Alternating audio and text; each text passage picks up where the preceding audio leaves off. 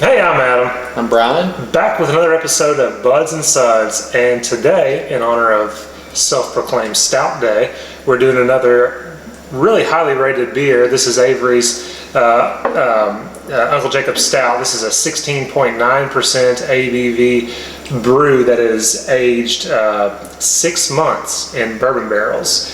The label says that the brewer's great-granduncle was credited as the first distiller to label his whiskey bourbon back in 1709 when he had a distillery, and in honor of him they made this imperial stout that is aged in 6 months in bourbon barrels. Wow, that's a big beer. And if you can't tell, we're from Kentucky, big bourbon fans. That's right. And so let's see how much bourbon we get out of this one. All right. Wow, that's black as coal right there. Gosh, yeah. When you were pouring it, I noticed a nice creamy brown head. Yeah. That's what she said. Sticks around a little bit on the glass. It does. I mean, it's not like brown, but it's holding its own. Yeah. It doesn't smell boozy. No. Oh my gosh. I mean, I've had this once before, and I told him the one thing I remember, this is before I was really into it, and the one thing I remembered was 17%, no way. And then sure enough, after you drink a little bit, you're like, okay, there's the 17, but you don't get it on the nose. Just a tiny bit, but not 17%. I mean, it doesn't smell any more boozy than 10%. Your typical imperial stout. Wow. You get the standard kind of a sweet chocolate. Yeah, a little bit sweet chocolate. Some vanilla. Maybe vanilla. Yeah.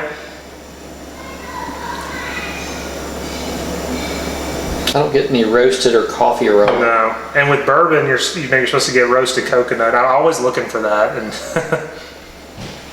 well, maybe I don't get a bourbon aroma. I mean, I get a little boozy aroma, but it doesn't smell like bourbon. A little boozy, but it smells like just a kind of a 10% imperial stout. Yeah. It doesn't. That's all right. Cheers. Cheers. Let's try it.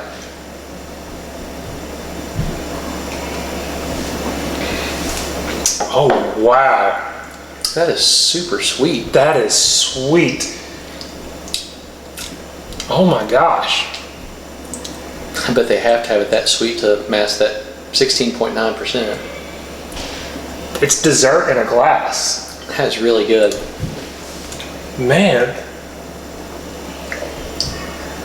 I get super strong caramel.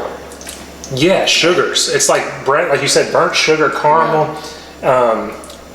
Not really, I mean, a hint of chocolate, maybe a little raisin plum, the dark fruits. Yeah, you're right. It's kind of trending toward that, almost like a strong ale with those. Mm-hmm. Yeah, absolutely. I can get that with the dark fruit. Wow, I like that. That is really good. Kind of like that King Henry. Yeah. That really candy bar flavor that you get. Caramel, sugar, burnt sugar, like brown sugar. A little bit of those fruit notes. They're maybe, like you say, a little bit of chocolate, but it's way different than most stouts. It's mostly the candied sugar. Yeah. I like it. That's really good. But to me, I'm with you. I see what you're saying. It's more of you get more of a strong ale flavor than you do a stout. Yeah, there's not much roastiness. I mean, the sweetness, you could just as easily say that's caramel rather than chocolate sweetness. Yeah. But with a slight burnt flavor, which I did not get out of King Henry. I mean, there was none of that in there. And so this is kind of like a cheap King Henry. Not cheap, but $18 a bottle. I like it though. That's really good. I do get some burn though. I mean, it doesn't taste like 19%. No, you wouldn't want to drink it fast though. And I think this is at the perfect temperature right now. No, this is perfect. That smells so good. It's dessert in a glass. It's a candy bar. It's a cake. It's my gosh, that's really good. It's phenomenal. For me, it's between a 4.75 and a 5. That's a hard one. I'm going to go 4.75. I want to leave a little room because the Dark Lord variants I've had, some of the other bigger. I mean, we have some huge stouts to try, which are going to be 5s. So I have to leave a little bit of room. So I'm going to go 475. But this trade up for this one Yeah, should absolutely. be readily available. And this one was bottled. A lot of people do verticals of this, cellar it, and we just being that we're new to craft brew, we haven't done it. So this was bottled February of 2015. So we have more we can do. Probably gonna get even more now that I know how good this is. Yeah. But, yeah, I'm gonna go 475 as well. I guess I'll leave a little room. Now, it's a little.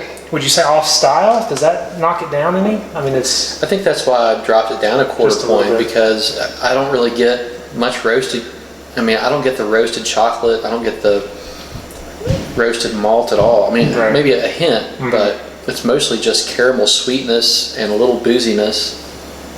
But the mouthfeel, I mean, it's really smooth too. It's silky, velvety, smooth. I mean, the bottom line is a good beer is a good beer, and this Yeah, I this agree is with you. good. This is a 475. This is delicious. You need to try this one. Yeah, it's worth getting. Yeah.